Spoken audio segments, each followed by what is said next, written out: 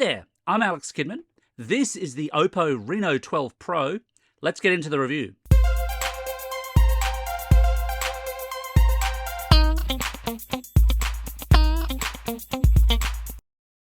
The Oppo Reno 12 Pro retails here in Australia at $999, and that puts it in a really interesting price space because that's the price space where I've typically regarded it as being just under entry-level flagship pricing, or I suppose you could view it as being very higher echelon mid-range pricing. But it's a really competitive field because you're tipping towards those premium prices. You're not quite there yet. You're still in somewhat value territory, but you're tipping towards them for sure. You're still spending that bit more, so your expectations are more. But also, and critically, especially for Android phones, that's the kind of pricing that you see some prior flagships, like last year's flagships, drop to pretty quickly. Like 6 to 12 months after they're new, you can get one of last year's flagships. And that means that phones at this price space really do need to perform. And in some ways, the Reno 12 Pro does live up to that Pro suffix, but in others, it just doesn't. Let's get into the review, first of all, looking at the design.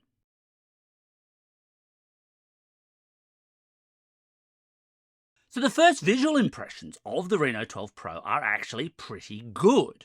Here in Australia, it retails in two different colour variants, either Nebula Black or Nebula Silver. So it's the Nebula Silver that I've got. And it has this nice kind of purple metallic hue to it. There's a kind of edged ridge around the camera bump, which is something I've not really seen on too many phones before. It all looks kind of nice, kind of metallic, all kind of premium. It looks like it's living up to that price point, and then some. However, there is a bit of a catch. The catch is that while this looks like it's a resolutely metallic-bodied phone, the kind of thing that could become a liquid Terminator at any minute, it's just plastic. And it feels like plastic. So that visual first impression is great, but when you pick it up, you realize almost instantly, yeah, this is plastic, and this feels kind of plastic. Now, me being me, I would throw a case on it regardless. And interestingly, there isn't a case in the box. Oppo certainly used to do that for a lot of its phones. And as some of you will know, it's been a while since I've been able to review a whole bunch of Oppo phones. But Oppo certainly used to do that. It hasn't done that with this phone. Now, it does sell a case, and there are third-party cases out there. And obviously, that's going to give that plastic feel as well. But if you are carrying this phone around naked, well, A, put some clothes on, but B, you're going to feel the plastic on this phone. The Oppo Reno 12 Pro is IP65 rated for water resistance, or at least internationally it seems to be. That detail is not on Australia's spec sheet, but I'm going to give them the benefit of the doubt and presume that it is still IP65. That's moderate, and the inclusion of Gorilla Glass Victus 2 on the front does give it some scope for durability at least. I would still put a case on it though, because I'm me. Flip the Reno 12 Pro around and you're looking at a 6.7-inch 120Hz capable OLED display. Quite nice, hole punch at the top, all fairly standard stuff. Your biometrics are handled via a fingerprint reader, and I've had no problems at all with that during my testing period of the phone. In terms of controls, it's all very, very standard stuff. So volume and power sit up the right-hand side. At the base, you've got a SIM card tray and USB-C for data and power. The SIM card tray, at least on the Australian model that I have tested, is dual SIM with the secondary SIM card slot doing that classic thing of alternatively being microSD expansion if you needed it. There is, however, no eSIM support, which is a little bit surprising at this price range. So it's dual SIM or single SIM and microSD, but no eSIM. Make of that what you will.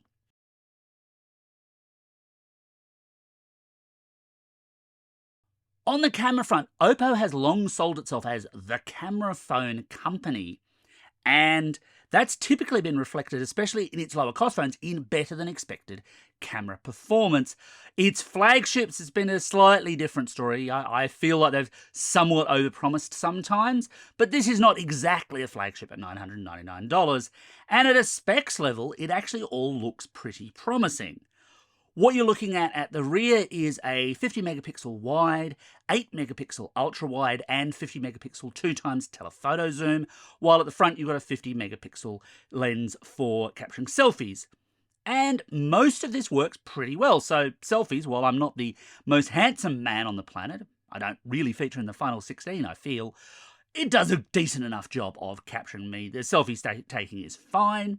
Having telephoto in this price range is interesting, and it's a big plus for me. I like having the flexibility of being able to zoom into things, but of course, that depends on the quality of the zoom. And here, like so many of its competitors, Oppo offers a standard zoom, and that's just 2 times on the lens, that's just off the optics, but also a hybrid zoom, which you can punch up, but not as high as its competitors, which is a really interesting step to take. So a lot of these phones will punch up to 30 times hybrid zoom. The Reno 12 Pro only punches up to 20 times. However, I have found in the past that honestly, 30 times shots are typically pretty poor, so I was keen to see how well this would compare. And the answer is reasonably well. So I'll give you an example here. Here's an ultra-wide shot of Sydney's Centrepoint Tower, and obviously I'm a reasonable distance away and the ultra-wide makes it seem like I'm even further. But that's all fine. If we switch then to the wide lens, you notice immediately a bit of a colour shift in the way it represents the sky. The wide lens does a better job of this, basically. Again, not exactly surprising. But that's all good, and it's decent enough. And these are all handheld shots, by the way. But it's decent enough even at 2 times zoom. 2 times zoom works fine. Oppo's next step up in its camera app takes it to 5 times, and again, that's holding together reasonably well, and obviously it gives you that up to 5 times fairly comfortable flexibility to shoot things that are far away from you, like Centrepoint Tower is right now.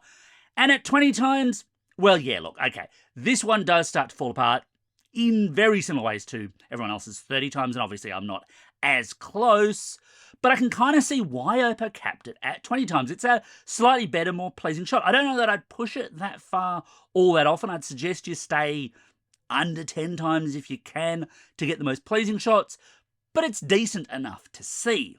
Video maxes out at 4K 30 frames per second and is reasonable for a phone of this quality. Certainly not best in class, but certainly not bad, and enough for most people's uses, I feel. But of course, it's 2024, and you can't have a camera app without some AI built in. And Oppo has its own take on this. It's called AI Eraser, and if you're thinking that sounds familiar, well, yeah, it does. I mean, this is Oppo's take on Magic Eraser, the thing that Google has with its Pixel phones, and it works much the same way. You take a photo, you choose the things you don't want in it, and you get it to try and guesstimate what should be in that shot if those things weren't there. And it works about as well, which is to say, not terribly pleasingly an awful lot of the time. So I'll try a little bit of a live test here, just of a very ordinary photo that happens to have an ibis, an Australian bin chicken, if you will. And let's just say I don't want that ibis in the shot. For some reason, I'm absolutely obsessed with road surfaces. So I hit on edit, and I tell it I want AI Eraser, and I want a smart lasso. So I just want to say, right, I don't want this bird in there. And it does pick out, all right, well, that's the outline of the bird. It's what it's thinking. And then it starts working. You do need a connection for this to happen. And there's the result. And the problem is, I mean, obviously the shadow of the feet is still there. But honestly, if you zoom in close enough to that, you actually start to see the outline of the bird as well. It's like it's got Romulan cloaking technology in play, not as if the bird was never there. And it's the same for a whole bunch of other photos as well. AI image removal is clever stuff, and in some circumstances it can kind of sort of be okay. If you desperately had to get your ex out of those photos and you didn't mind a few digital artifacts kicking about, I suppose that might be better than nothing, but it's not exactly magic. Still, I was generally fairly pleased with the camera quality of the Reno 12 Pro. That felt to me at this price point as though it was mostly living up to its promises, even if AI isn't all that yet.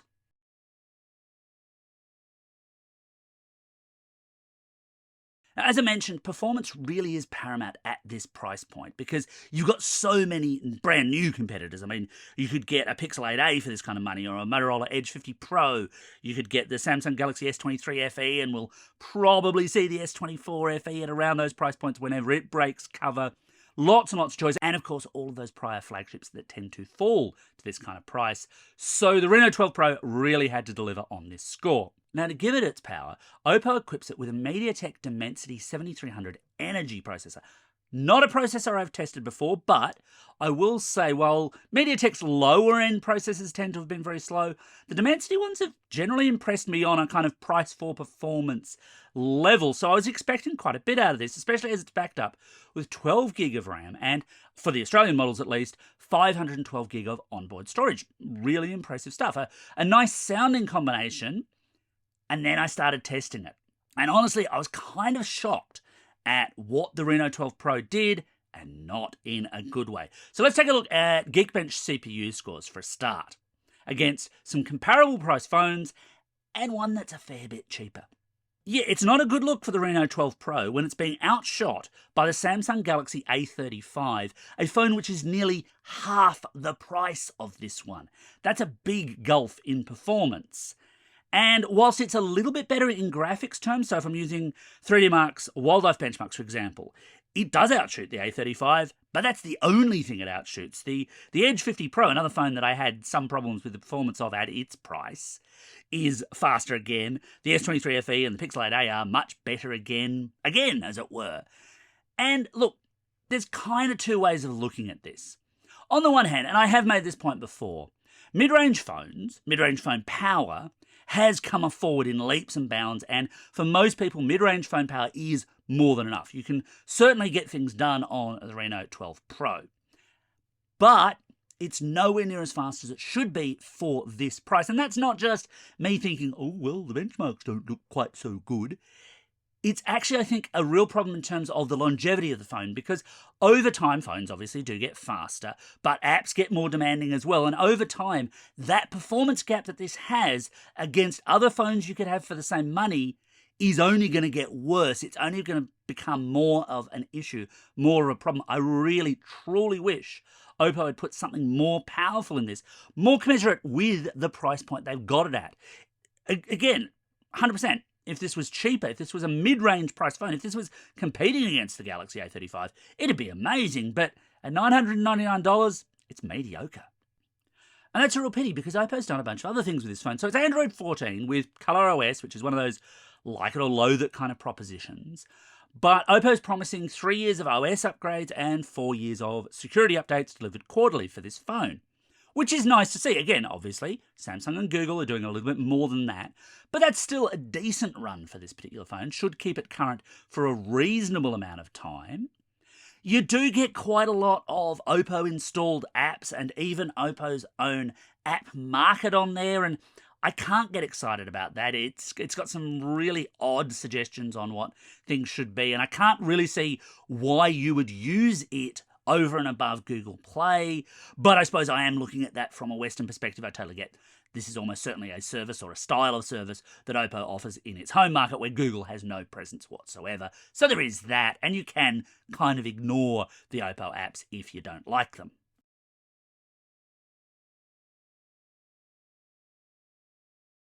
On the battery front, Oppo plays a very familiar tune here. 5,000 mAh battery, same as virtually every other non-folding Android phone right now. But again, it's down to what you do with that power, of course. And here, the energy part of that Dimensity 7300 energy, I guess, does kick in, because this is a remarkably power-efficient phone.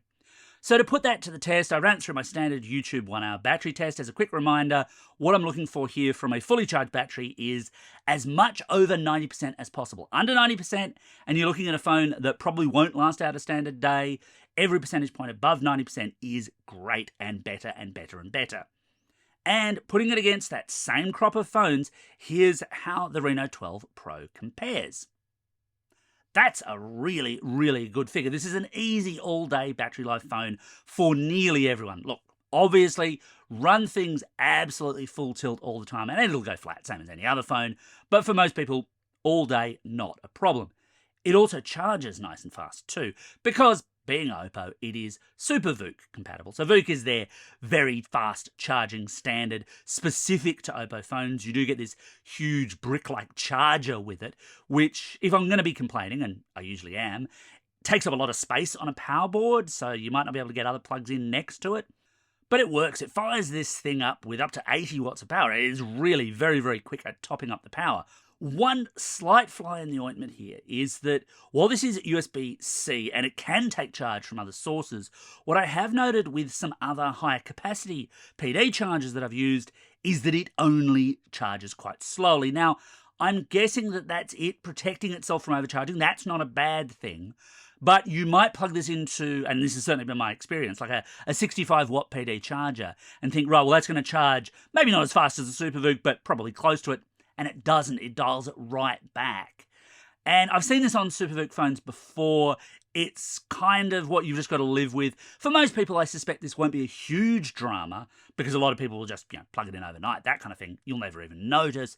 But if you're looking for a quick charge from a non-SuperVOOC charger, you might not get it.